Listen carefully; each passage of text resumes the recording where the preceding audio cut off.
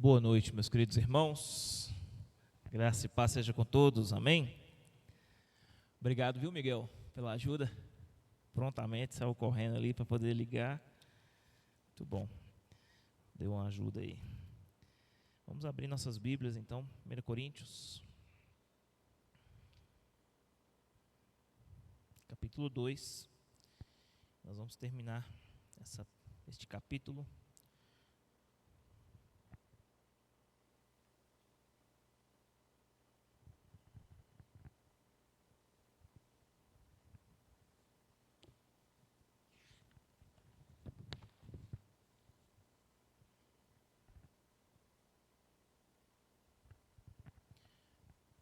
Coríntios capítulo 2, hoje nós vamos ler do verso 10 ao verso 16.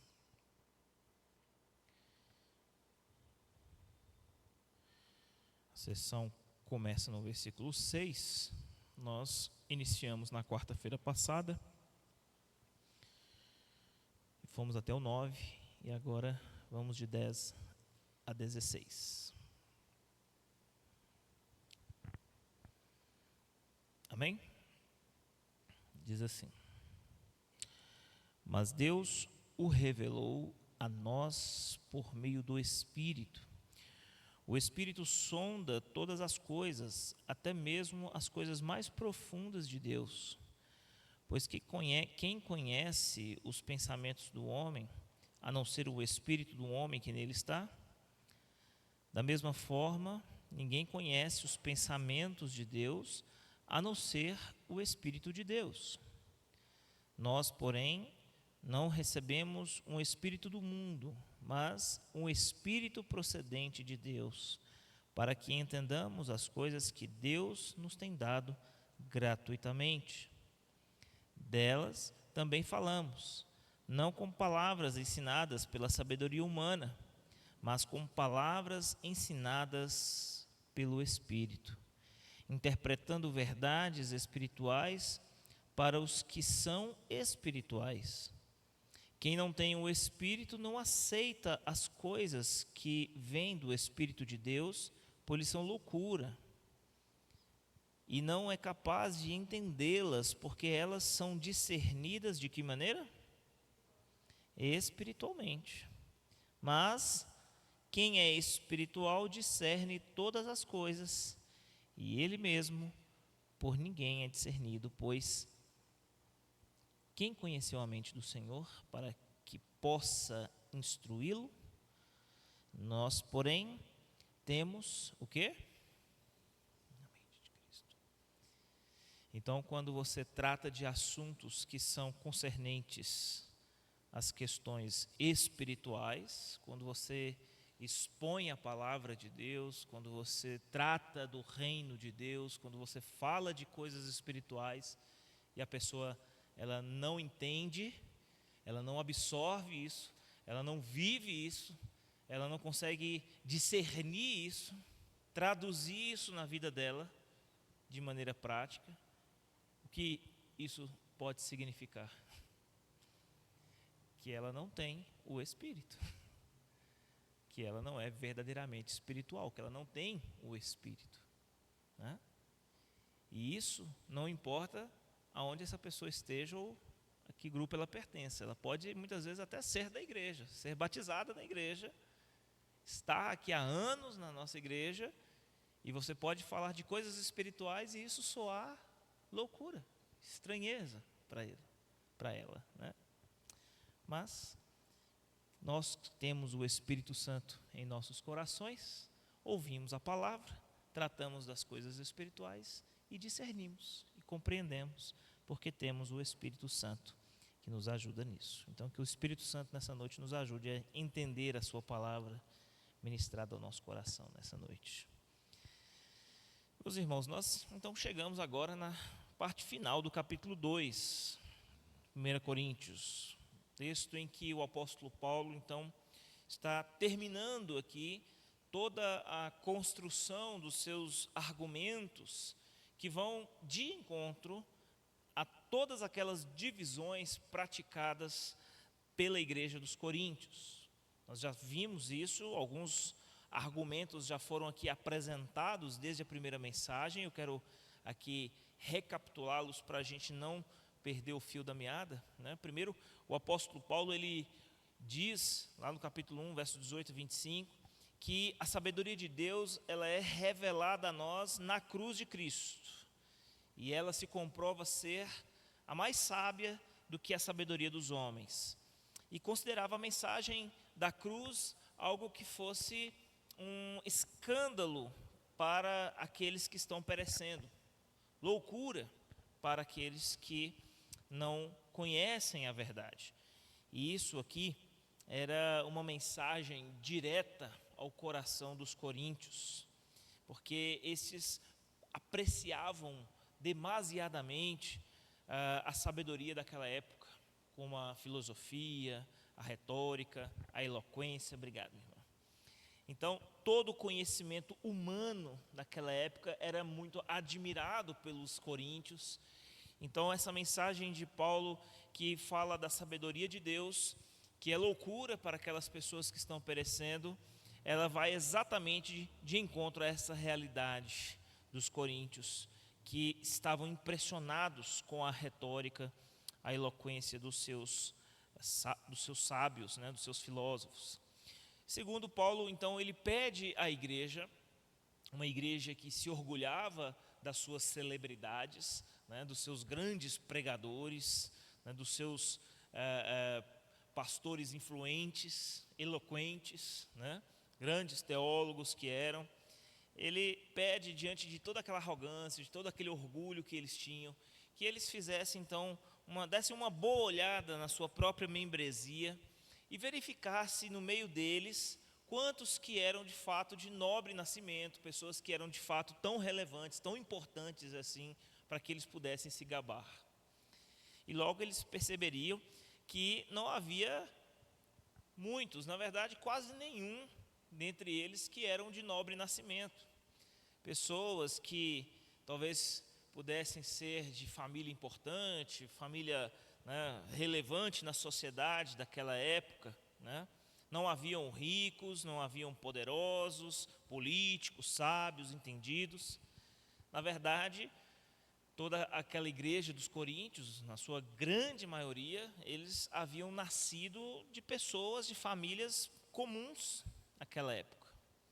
Numa demonstração de que Deus, ele na verdade, ele não se impressiona com aquilo que eles tanto estavam valorizando, que é a sabedoria das pessoas, que é a sua relevância social, né, a sua importância, né, a sua imponência no meio das pessoas, o quanto que seriam admirados pelas pessoas. Deus não se impressionava com isso.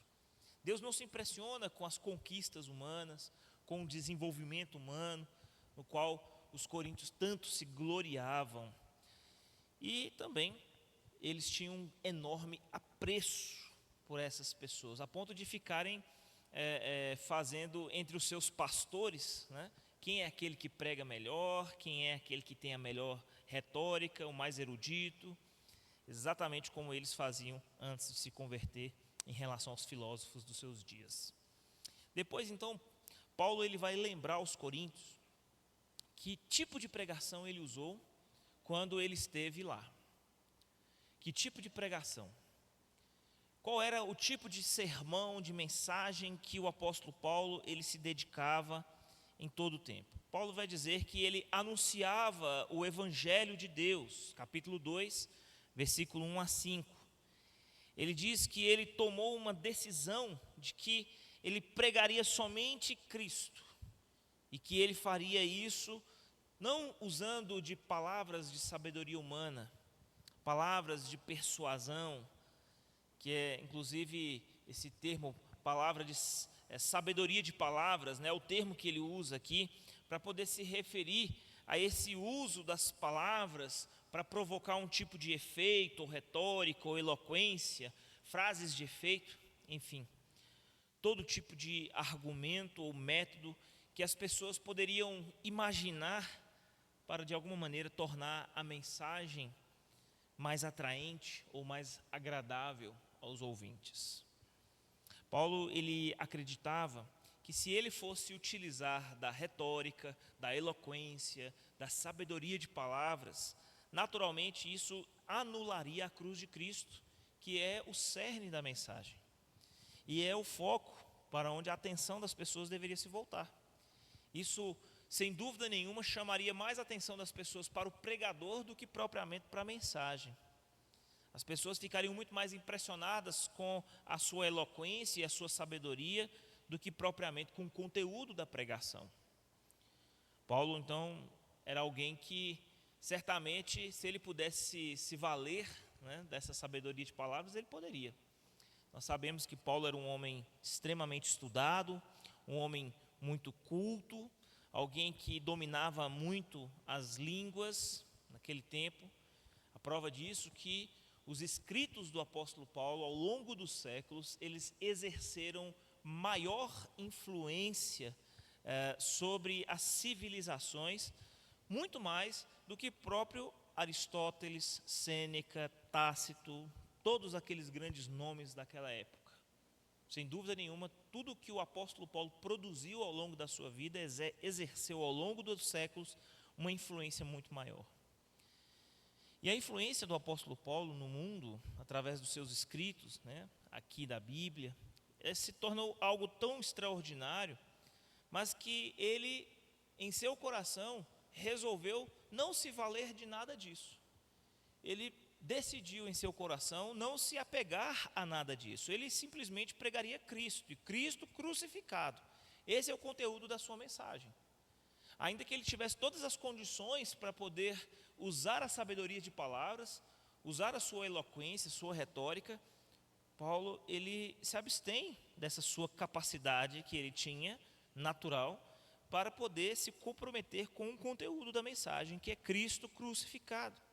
E é assim que ele termina o versículo 4, né, no capítulo 2, dizendo: a minha palavra e a minha pregação não consistiram em linguagem persuasiva de sabedoria, mas em demonstração de espírito e poder. Então, embora Paulo tenha dito isso, né, de que ele não usaria de sabedoria, de palavras, os versos que nós lemos de 6 a 9, na verdade toda a sessão, né, dos 6 até o 16, vai trazer para nós uma virada surpreendente no argumento, em que ele diz que ele tem sim uma sabedoria para ensinar. Ele tem sim uma sabedoria para ensinar, mas que não se trata de uma sabedoria humana, não se trata da sabedoria desse mundo. Ele tem um tipo de sabedoria para poder ensinar, que é exatamente o assunto que está presente aí nos versos 6 até o final do capítulo 2, versículo 16. Paulo vai dizer que ele tem uma sabedoria sim para falar, mas que essa sabedoria, ela só pode ser entendida, compreendida por aqueles que são verdadeiramente espirituais. É um tipo de sabedoria que ele carrega e que ele transmite na sua mensagem, no seu ensino, mas que só quem realmente tem o Espírito Santo em seu coração é capaz de compreender essa sabedoria. Aquelas pessoas que têm o Espírito Santo. E é aqui que Paulo ele se aproxima do verdadeiro problema que existia na igreja dos Coríntios. Porque as divisões que existiam ali não eram a causa raiz, o problema da igreja de Corinto. Na verdade, as divisões eram a ponta do iceberg. Era apenas o sintoma de um problema mais grave, mais profundo. O problema mais profundo da igreja dos Coríntios é que eles tinham um conceito completamente equivocado em relação ao que era ser espiritual. Eles interpretavam o ser espiritual com as manifestações extraordinárias, sobrenaturais, milagrosas que aconteciam no meio da igreja. Se enquanto estivesse acontecendo esses tipos de manifestações sobrenaturais no meio da igreja, isso era sinal para eles de que eles eram uma igreja espiritual. Mas Paulo vai dizer que isso não tem nada a ver uma coisa com a outra. Porque sinais, prodígios, milagres, essas coisas extraordinárias podem acontecer o tempo todo dentro da igreja, mas se houver um problema sério de ordem moral, ética, doutrinária dentro da igreja, como a igreja pode ser espiritual? Paulo, inclusive, vai chegar a dizer que eles são como crentes carnais. Carnais. Não são nada espirituais. É impossível uma igreja ser verdadeiramente espiritual, ainda que haja situações, manifestações extraordinárias, sobrenaturais no meio dela. É impossível uma igreja ser verdadeiramente espiritual se há pecados acobertados dentro da igreja, se há problemas de relacionamento dentro da igreja, se há pessoas que não têm compromisso nenhum com o evangelho nem com a obra do Senhor, pessoas que interpretam de maneira completamente equivocada a ceia do Senhor, pessoas que veem os seus irmãos praticando o pecado e passam pano para o pecado do seu irmão, acobertando, jogando toda a poeira para debaixo do tapete. Então não há como uma igreja ser espiritual se ela carrega no seu seio problemas desse tipo, dessa natureza. E nessa segunda parte do texto aqui que nós aqui acabamos de ler, no verso 10 até o verso 16, Paulo ele vai nos dizer que os verdadeiros espirituais não apenas possuem o Espírito Santo habitando neles, como estes são guiados, ensinados e conduzidos à maturidade espiritual, a ponto de chegar a ter, como ele termina no verso 16, a mente de Cristo. A mente de Cristo formada neles.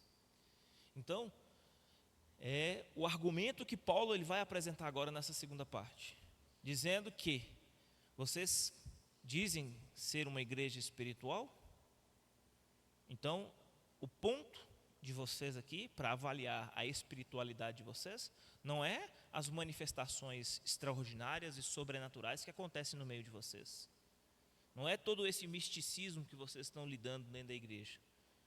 O ponto aqui para se avaliar se vocês são ou não espirituais é se o Espírito Santo ele tem de fato ensinado, guiado, corrigido, transmitido a palavra de Deus ao coração de vocês, vocês têm entendido, discernido essas verdades, aplicado em suas vidas, vocês têm avançado e progredido em direção a uma maturidade espiritual, a fim de chegar na mente de Cristo formada em vocês. Então esse é o ponto de uma verdadeira igreja que vive a espiritualidade. Pode ser que nada de extraordinário aconteça no meio da igreja. Pode ser que o culto, nada de sobrenatural aconteça, nada de visível aos olhos, de extraordinário, de fantástico aconteça, no culto. Mas se é uma igreja cujo Espírito Santo está ensinando, está guiando, ela está amadurecendo, e a mente de Cristo está sendo formada nesta igreja, é sinal de que ela, sim, é uma igreja espiritual. É uma igreja espiritual. Então nós destacamos aqui 4 preciosas verdades, que o texto que nós lemos vai nos mostrar. Primeiro, é a verdade incontestável de que o Espírito Santo, ele habita nos salvos. Veja o que o apóstolo Paulo ele afirma aí no verso 12. Ele diz: ora, nós não temos recebido o Espírito do mundo, e sim um Espírito que procede de Deus, para que conheçamos o que por Deus nos foi dado gratuitamente. Que coisa maravilhosa essa, Paulo está dizendo que nós não nos tornamos sábios na medida em que nós recebemos informação de fora para dentro. Não. Nós nos tornamos sábios quando o Espírito Santo de Deus, o agente da verdadeira sabedoria que vem de Deus, passa então a habitar em nossos corações. É o Espírito Santo que comunica Cristo, a verdadeira sabedoria de Deus. Lembram que Cristo é a sabedoria de Deus? Cristo, ele se constitui a sabedoria de Deus, poder de Deus. Então, A tarefa do Espírito Santo é comunicar a nós a sabedoria que vem de Deus, ou seja, Cristo. Então nós não nos tornamos sábios buscando conhecimento, informação de fora para dentro, mas é uma ação do Espírito Santo que revela a sabedoria de Deus em nossos corações. É de dentro para fora e não de fora para dentro. Então, no momento em que você crê em Jesus, o seu corpo é transformado imediatamente em templo do Espírito Santo. Você é uma pessoa que passa a ser selada pelo Espírito Santo. Você é batizada pelo Espírito Santo no corpo de Cristo. E ele passa a permanecer em você até o final. É ele quem revela à sua mente quem você foi um dia no passado. É o Espírito Santo que abre os seus olhos para te fazer enxergar a real condição e a real natureza do seu coração longe de Deus. É o Espírito Santo que revela a você todos os tesouros eternos que foram graciosamente preparados para você. É Ele quem mostra quem você é e quem você se torna em Cristo, pela sabedoria de Deus. Em segundo lugar, Paulo ele vai dizer que o Espírito Santo, ele sonda tanto o coração dos salvos, quanto também as coisas mais profundas de Deus. Veja aí o verso 10, verso 11. O texto diz: o Espírito sonda todas as coisas, até mesmo as mais profundas de Deus. Pois quem conhece os pensamentos do homem, a não ser o Espírito do homem que nele está? Da mesma forma, ninguém conhece os pensamentos de Deus, a não ser quem? O Espírito de Deus. Então, o Espírito Santo, ele não somente habita no coração dos crentes, mas o Espírito Santo também, ele sonda os crentes e faz isso semelhantemente nas profundezas do ser de Deus. Esses dois versículos que nós lemos, verso 10 e 11, Paulo ele faz uma comparação muito bonita, né? Como é que o homem ele vai entender Deus? Como é que você pode entender Deus, conhecê-lo? Paulo diz que ninguém é capaz, humanamente falando e naturalmente falando, ninguém é capaz de entender a Deus. E ele faz uma comparação com o espírito humano, né? Ele diz que o homem natural, só o espírito que nele habita é capaz de conhecê-lo.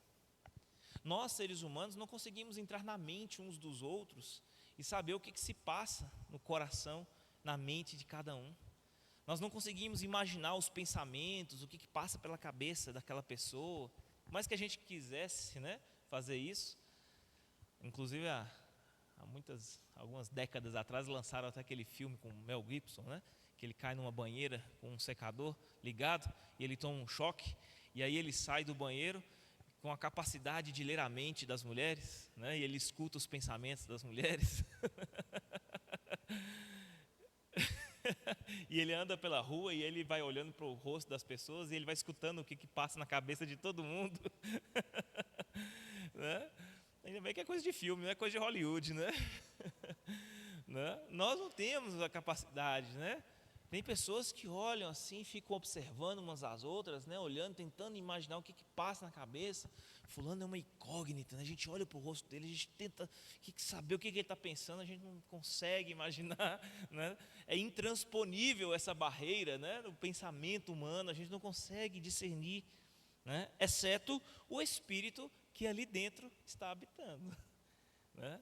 Ele ali é capaz, né, de saber. Então, nós nos tornamos sábios à medida que conhecemos a Deus. Mas como é que vamos conhecer a Deus se somos naturalmente incapazes de conhecer as profundezas de Deus?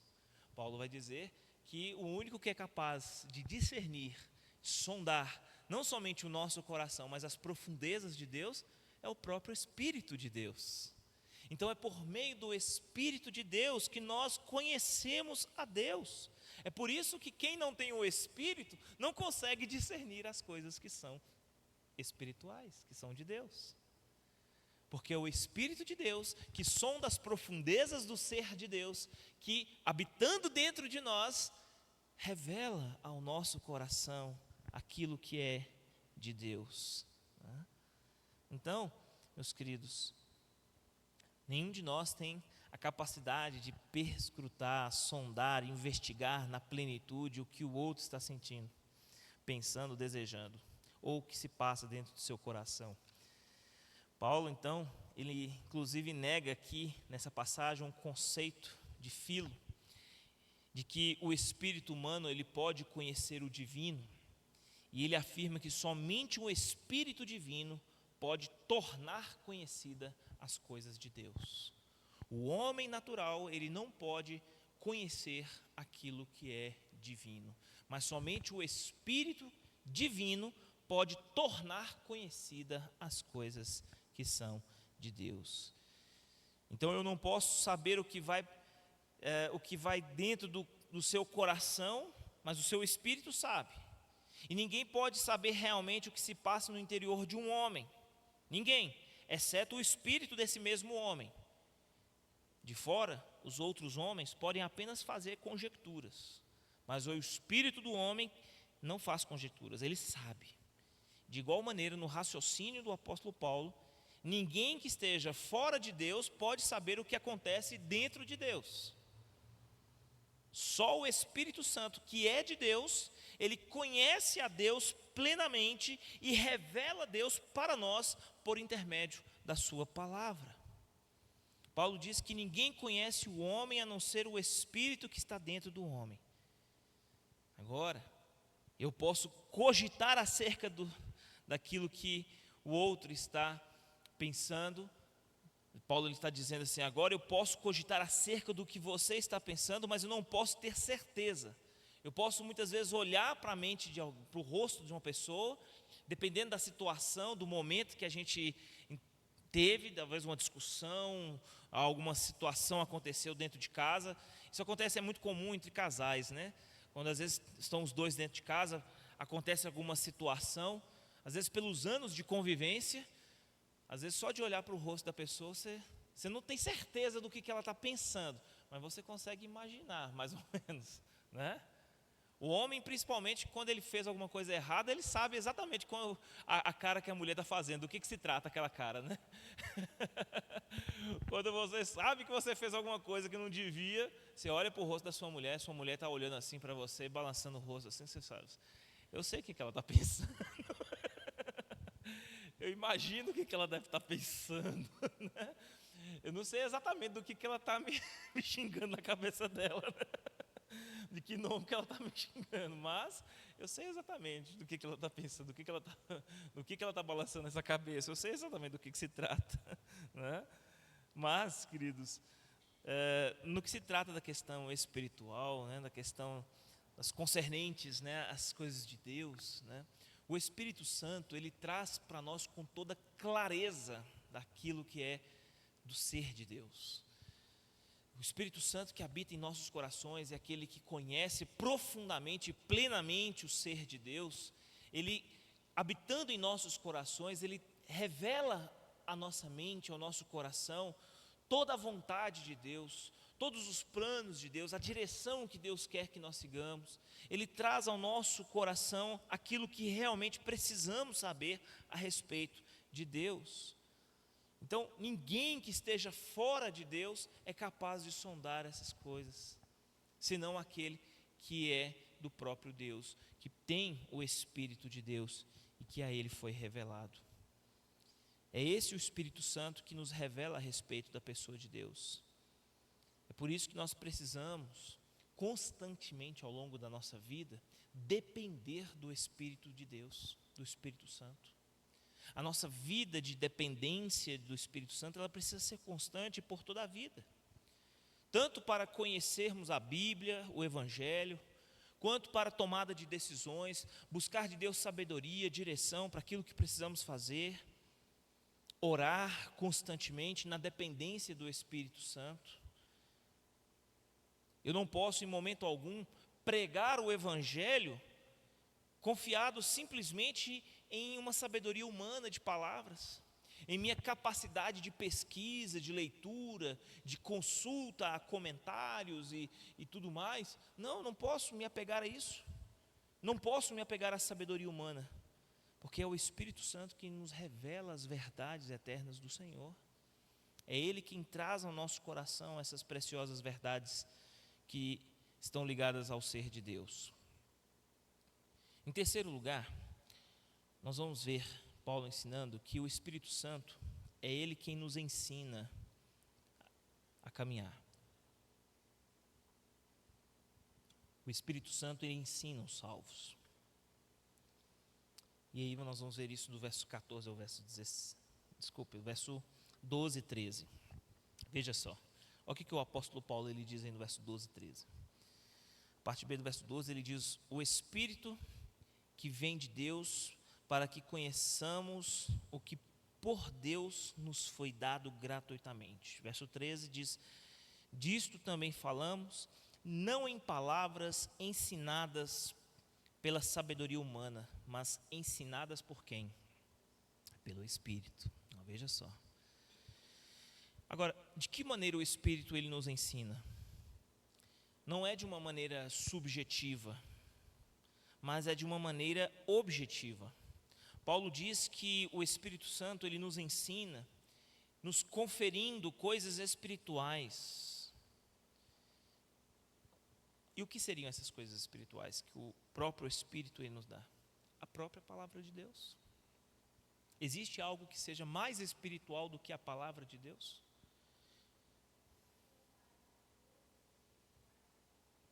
Sim.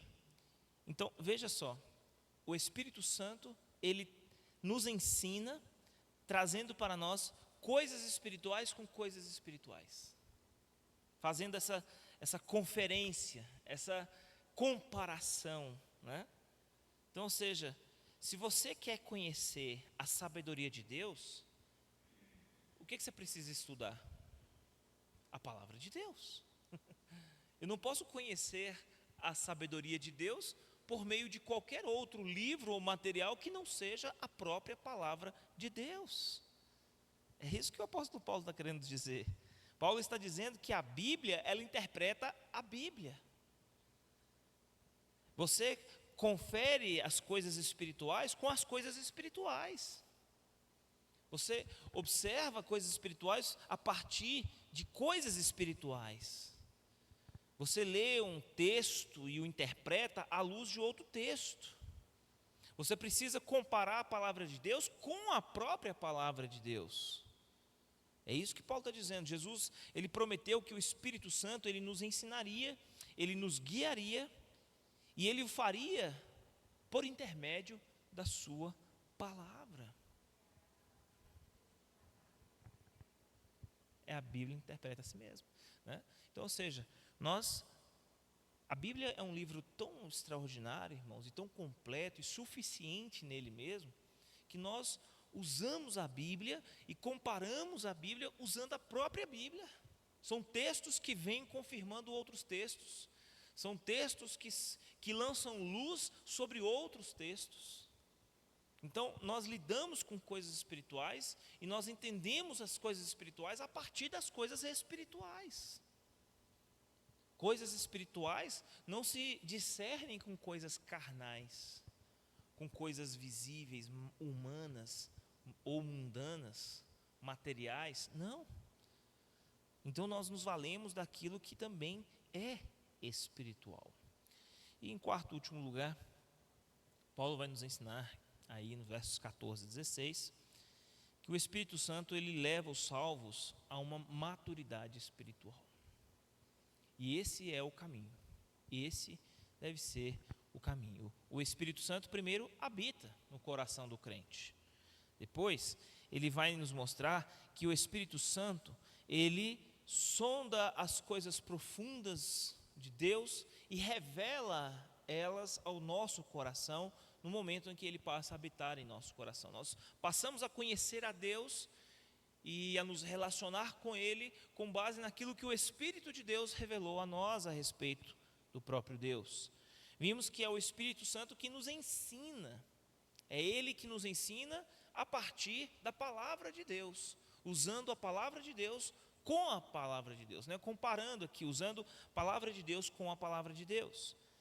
E por último, o resultado, o objetivo final de todas essas coisas, né, é a maturidade espiritual.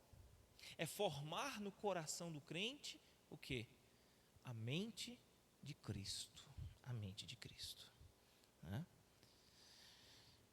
De que me adianta, né, um Espírito de Deus que não me molda e não me leva a uma semelhança com o Filho de Deus. Um Espírito que me ensina a palavra de Deus, que me revela a sabedoria de Deus, que é Cristo, e que não molda na minha vida a imagem do seu Filho Jesus, que não forma em mim a mente de Cristo, né? Então, nós temos que sempre nos perguntar, né, quando alguém não caminha em direção à maturidade espiritual, quando alguém não tem tido formado em si a mente de Cristo, aonde está a deficiência? Né? No trabalho do Espírito Santo, que habita nele e não está fazendo o seu papel, o seu trabalho, ou nessa pessoa que ainda não tem o Espírito Santo, né? Então, é difícil, eu acho que até é incongruente, né? Incoerente, né? Você dizer um crente que não tem a mente de Cristo, um crente que não amadurece espiritualmente, um crente que não lê a Bíblia, um crente que não... São coisas que não combinam na mesma frase, né? Um crente que não ora, um crente que diz assim, esse pecado aqui eu não consigo largar, isso aqui... Às vezes tem pessoas que falam assim, né? Eu nasci, cresci, vivi a vida inteira, eu não consigo largar, eu sou desse jeito. Um crente falar isso? Uma coisa é uma pessoa do mundo falar isso, né? De fato ele é escravo do pecado e não consegue largar mesmo. Mas um crente que foi lavado e regenerado e tem o Espírito Santo dizer que não consegue amadurecer, que não consegue ter a mente de Cristo, que não consegue largar certos velhos hábitos, né, que já deveriam ter sido abandonados há muito tempo, né? Então veja só, versículo 14, Paulo ele diz, ora, o homem natural, o que ele quer dizer com homem natural? Um homem que não foi regenerado, ou seja, um homem sábio segundo o padrão desse mundo. Ele não aceita as coisas do Espírito de Deus, porque eles são loucura, e não pode entendê-las, porque estas se discernem de que forma? Espiritualmente. Então, o homem natural, ele não entende e não aceita as coisas de Deus. Eu poderia usar a efeito de comparação, né, de forma de ilustração, seria aquela pessoa que muitas vezes está no culto e o pastor está pregando uma mensagem e aquela mensagem está indo ao coração dele e está batendo e voltando. Está batendo e voltando. Né? É aquele crente que está sentado na cadeira com a raquetinha de ping-pong na mão e a pregação do pastor vai e ele devolve na raquetada. Pá. Não, isso não aceito não. Pá. Isso aqui eu até aceito, mas isso aqui eu não aceito não. Pá, e devolve. São pessoas que estão com o coração fechado, não aceita. Agora, Paulo está dizendo, né, que o homem natural, o homem não regenerado, um homem que busca sabedoria humana, segundo o padrão desse mundo, ele não aceita as coisas do Espírito de Deus, porque são loucura, e não pode entendê-las. Isso aqui que é o mais impressionante, irmãos, não pode entendê-las, porque essas se discernem espiritualmente, ou seja, se o homem é natural, se ele não tem o Espírito Santo, se ele não foi regenerado, se o Espírito de Deus não habita no seu coração, ele não vai conseguir discernir essas palavras, porque só podem ser discernidas espiritualmente. Então, é aquele assunto que às vezes até eu falei esses dias com uma turma de jovens aqui da igreja, eu falei assim, eu posso pregar 200 sermões para essa pessoa, no final de 200 sermões ela ainda não vai conseguir entender aquilo que eu estou dizendo. e não vai aceitar. Eu posso pregar 200 sermões sobre aquele tema. E ele fala, ainda tenho dificuldade, pastor, de aceitar isso. Porque é homem natural. E homem natural não entende as coisas que são do Espírito, porque só se discerne espiritualmente. Então, o problema não é o entendimento da mensagem. O problema não é o pastor ser suficientemente claro na sua pregação. Aonde que está o problema? Ele precisa resolver primeiro um problema dele com Deus, né? Para depois ele entrar no patamar da espiritualidade e poder então, com o auxílio do Espírito de Deus habitando nele, discernir aquilo que só pode ser discernido espiritualmente. Entende? Então por que tem crente que não amadurece? Por que tem crente que não avança, não progride, não forma a mente de Cristo? Porque ainda está lá atrás. Está na etapa anterior ainda da conversão, do arrependimento, do recebimento do Espírito Santo, da fé em Cristo. Pastor, mas já está tantos anos na igreja? Pode estar tantos anos na igreja e vai ficar mais anos ainda. Ele pode ficar 30, vai ficar mais 30. Se não resolver o problema com Deus, vai continuar do mesmo jeito, dando raquetada no sermão todo domingo. Entenderam? Agora, veja só. Por que o homem natural não entende as coisas de Deus? Porque o Evangelho, queridos, ele não é entendido com sabedoria humana. O Evangelho, a pessoa não entende com o intelecto, com a mente humana. A mente humana não consegue discernir aquilo que é espiritual. Um cientista, ele pode não entender o Evangelho, ao mesmo tempo que um analfabeto pode entendê-lo. Não é verdade? Você pode ter o cientista mais brilhante, e ele ainda assim não vai conseguir entender o Evangelho. E você pode ter um analfabeto que vai entender perfeitamente aquilo para ele. Porque não tem nada a ver com o intelecto humano, não tem nada a ver com a mente humana. Tem a ver com a experiência que ele tem com Deus e com o Espírito Santo, né? Então não é uma questão de habilidade, né? Não é uma questão de ginástica mental, né? Não se trata de possuir uma perspicácia refinada, uma mente analítica ou uma elevada capacidade investigativa. Paulo ele está dizendo que o homem natural, o homem sábio segundo esse mundo, ele não entende as coisas de Deus, porque as coisas espirituais se discernem de que forma? Espiritualmente.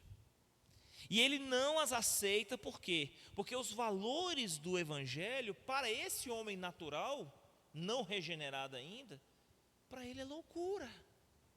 É loucura. É por isso que às vezes você fica indignado quando você está evangelizando a pessoa e a pessoa fica ali, né, rebatendo. E você fala, pastor, mas é tão claro o Evangelho, por que essa pessoa não aceita?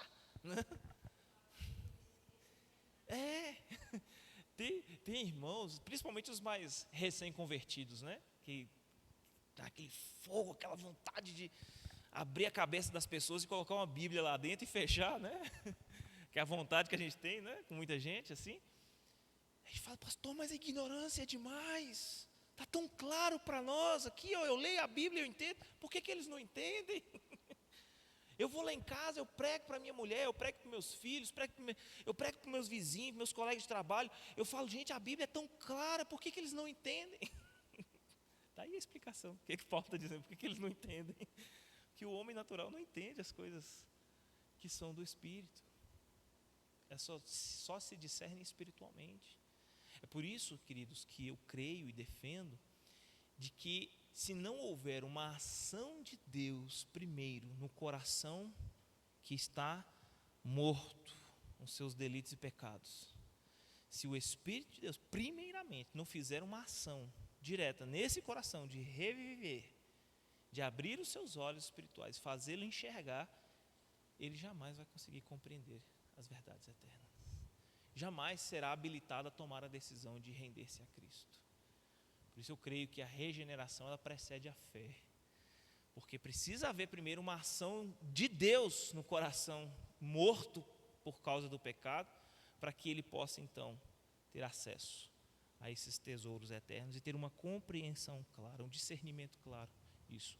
O que com a mente e o intelecto humano ele jamais seria capaz de fazer sozinho, né? Então veja, Paulo ele vai dizer que aquilo que o mundo aplaude, né, o reino de Deus ele rejeita. Aquilo que o reino de Deus enaltece, o mundo não dá valor. Por quê? Porque o evangelho é loucura para esse mundo. Ao versículo 15, Paulo ele diz: mas quem é espiritual discerne todas essas coisas. O que ele está dizendo com isso? Ele está dizendo que o homem espiritual, o homem convertido, o homem que tem o Espírito Santo, esse sim consegue discernir todas as coisas do homem e as coisas de Deus, as coisas dessa vida e as coisas da eternidade. E o apóstolo Paulo ainda conclui perguntando, né? Pois quem conheceu a mente do Senhor para que possa instruir? Nós, porém, temos o quê? Então, a mensagem que Paulo ele pregou em Corinto, ela não é uma mensagem produzida pela sabedoria humana, mas ela é produto da mente de Cristo. O evangelho ele foi elaborado na mente de Deus lá na eternidade. Paulo diz que nós temos a mente de Cristo, porque nós estamos pregando o produto da mente de Cristo, que é o evangelho. Portanto, quando alguém rejeita o evangelho, ele está rejeitando a própria mente de Cristo. Quando alguém rejeita o evangelho, está, na verdade, dando as costas para aquilo que representa ser a mente de Cristo. A única esperança de um dia essa pessoa ter formada nela mesma a mente de Cristo, ela está rejeitando quando essa rejeita o evangelho.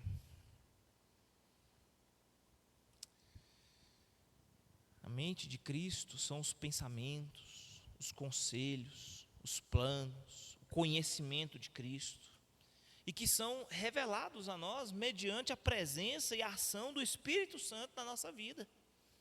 Então, a mensagem da cruz não é uma mensagem desse mundo.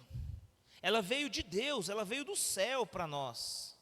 Não é uma descoberta humana, é uma revelação divina para nós. A mensagem da cruz, ela foi ordenada antes desse mundo ser criado. Ela não foi uma mensagem de última hora. Deus não a criou porque o plano A fracassou, né, como algumas seitas pregam, né, de que Deus tinha um plano A e um plano B. Por causa do plano A falhar, ele já tinha um plano B. Não. A cruz de Cristo não foi um plano B porque o plano A falhou. Não.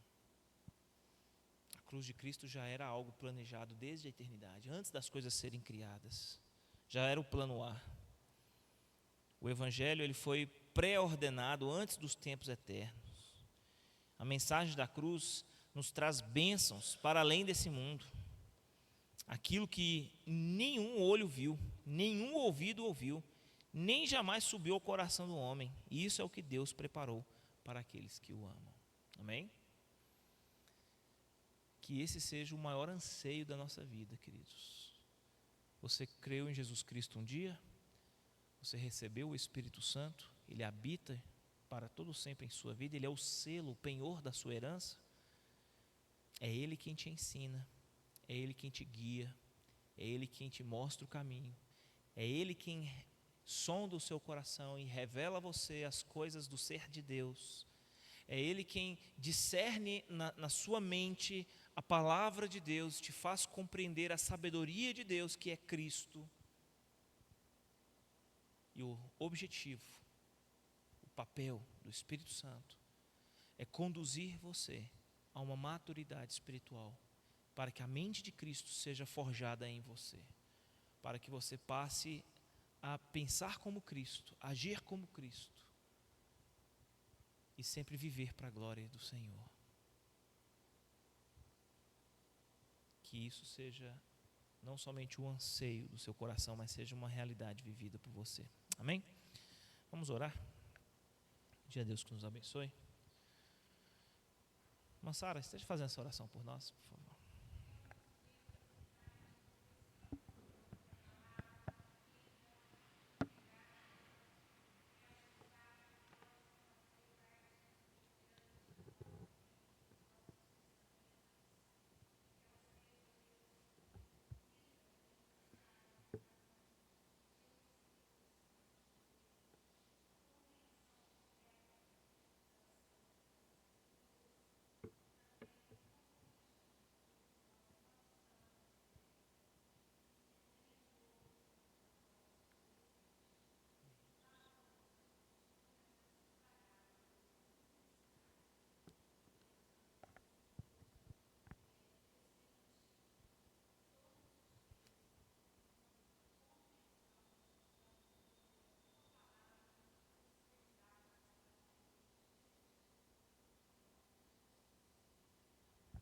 Amém.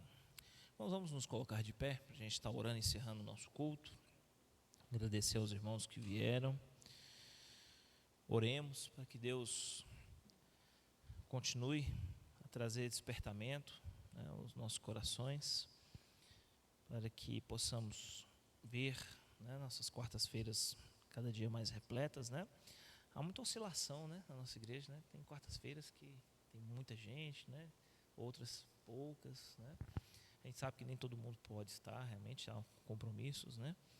Mas vamos orar para que Deus continue, né, despertando corações, atraindo corações para perto dele. Não deixe de orar pela nossa Unijovem, né?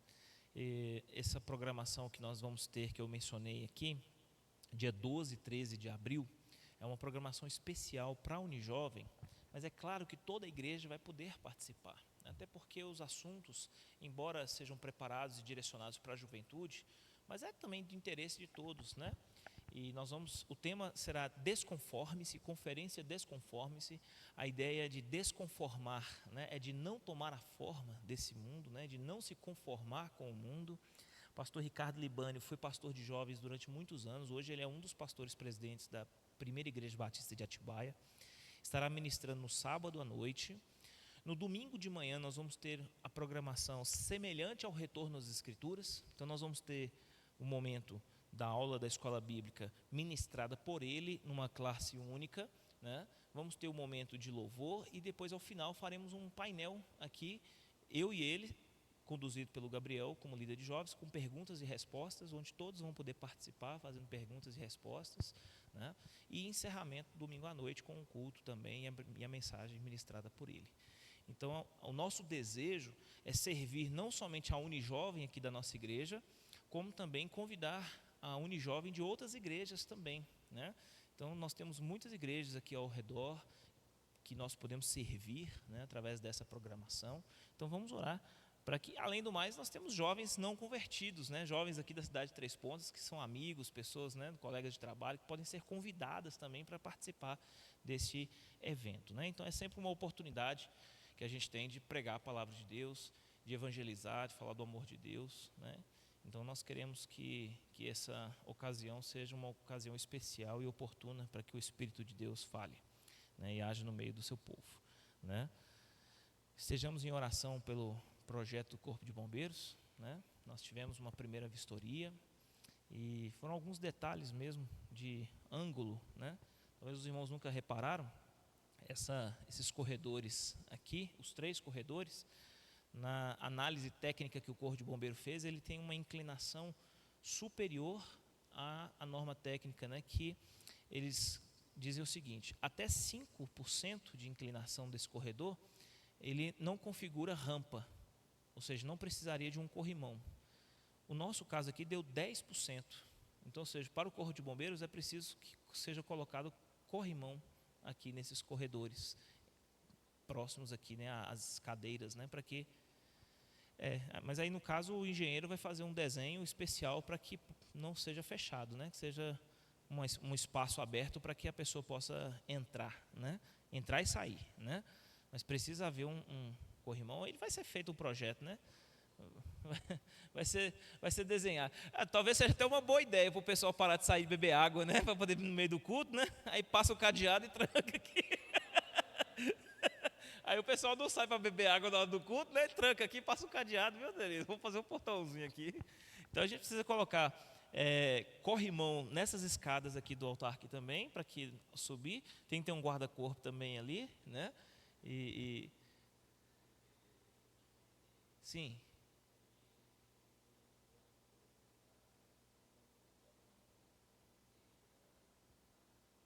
Ah, tá.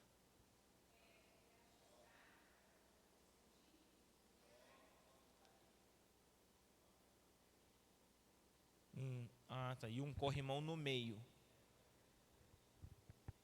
Ah, tá. Entendi. No centro. Um só no centro, né?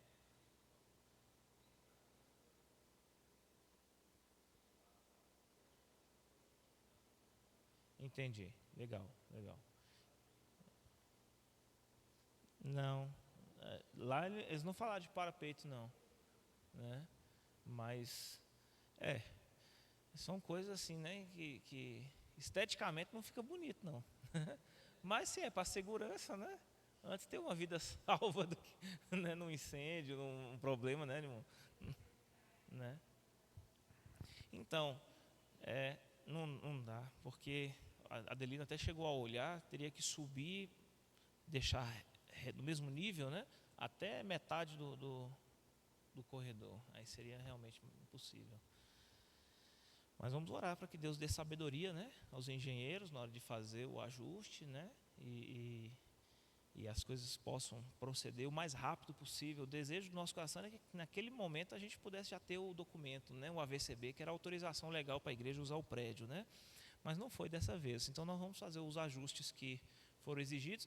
Inclusive não foi nem por questão de execução de projeto, foi por questão da elaboração do projeto, né? Foi até uma responsabilidade do próprio engenheiro de não ter observado esse detalhe, né? O Adelino executou o projeto exatamente da maneira como ele estava ali, né? Presente, né? Né? Então, e aí nas vistorias anteriores à visita do Corpo de Bombeiros, eles já deveriam ter observado isso, feito as modificações, né?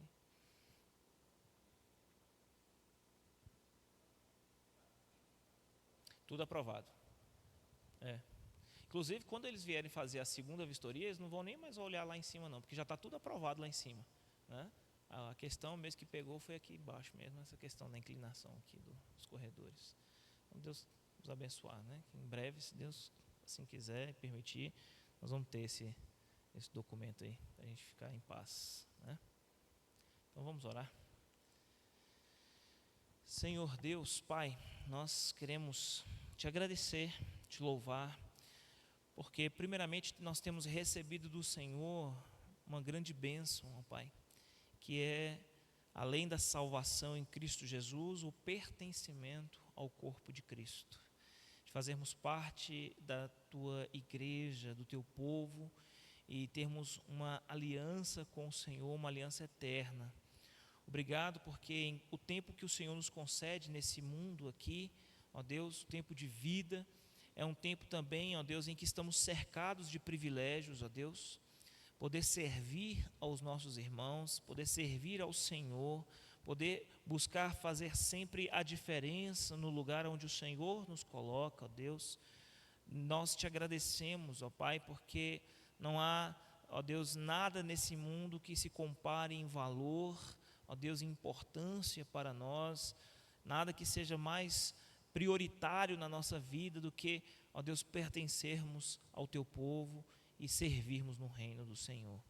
Te agradecemos porque o Senhor tem dado recursos à sua igreja. Obrigado porque o Senhor tem dado sabedoria, direção, tem conduzido o teu povo. E nós te agradecemos porque chegamos até aqui nessa construção, ó Deus, e temos sido ricamente abençoados, ó Pai, nesse espaço. Pedimos que o Senhor dirija também a comissão de construção desta igreja, a liderança, Pai, que tem conduzido este rebanho. Deus, que o Senhor mostre para nós aquilo que nós precisamos fazer, as decisões que precisam ser tomadas sejam sempre, ó Deus, no centro da Tua vontade. Pai Santo, conduz, ó Deus, este projeto, ó Pai, de engenharia, arquitetônico. Nós pedimos que o Senhor conduza em tudo, Pai, de maneira que somente o Teu nome, Pai, seja dado glória e honra, Senhor. Em nome de Jesus Cristo, ó Pai. O desejo do nosso coração é estar em plena conformidade com a lei dos homens, mas principalmente, ó Deus, agradar ao Teu coração. Que o Senhor também continue, ó Deus, abençoar a Unijovem desta igreja, abençoando a liderança dos jovens, cada jovem que pertence a essa igreja. Ó Deus, nós suplicamos o Teu favor sobre a vida deles. Que o Senhor os livre, ó Pai, de todas as tentações desse mundo, tudo aquilo que tem de alguma maneira seduzido seus corações, seus olhares. Pedimos, ó Pai, que o Senhor possa fazer com que a Tua palavra habite abundantemente em seus corações, em suas mentes, e que encontrem aqui nesse espaço, nesse lugar, junto ao Seu povo, ó Deus, as melhores oportunidades para caminharem juntos, para crescerem no temor do Senhor, na fé, e tendo sempre a alegria de estar junto, achegado os irmãos. Pai Santo, que o Senhor possa mesmo conduzir a vida de cada jovem, ó Pai, trazendo sempre edificação na Tua palavra, ó Deus, e que todos possam unanimemente caminhar na direção da maturidade e da mente de Cristo formada neles, ó Pai. Pedimos que o Senhor abençoe a sua igreja, continue fortalecendo cada família, ó Deus, cada organização, cada departamento desta igreja. Nós pedimos que a Tua boa mão permaneça estendida sobre nós. Leva-nos agora de volta para os nossos lares, debaixo da Tua proteção, nos Teus cuidados. Conceda-nos, ó Pai, uma boa noite de descanso, renove as nossas forças e que a Tua doce e preciosa paz, que vai além da nossa compreensão humana, possa guardar os nossos corações, as nossas mentes em Cristo Jesus.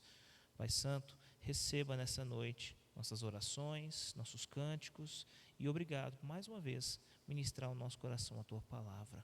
Receba, Pai, a nossa gratidão, o nosso louvor, toda a nossa adoração, ó Pai, em nome de Jesus. E que o amor de Deus, Pai, que a graça maravilhosa e salvadora do Seu Filho amado Jesus Cristo e as doces consolações do Espírito Santo seja sobre a vida de cada um dos meus irmãos que aqui estão, aos nossos irmãos de Coqueiral e também à sua igreja que está espalhada em toda a face da terra. Nós oramos no precioso nome de Jesus. Amém e amém. Deus abençoe a sua vida. Todos tenham uma ótima noite na presença do Senhor.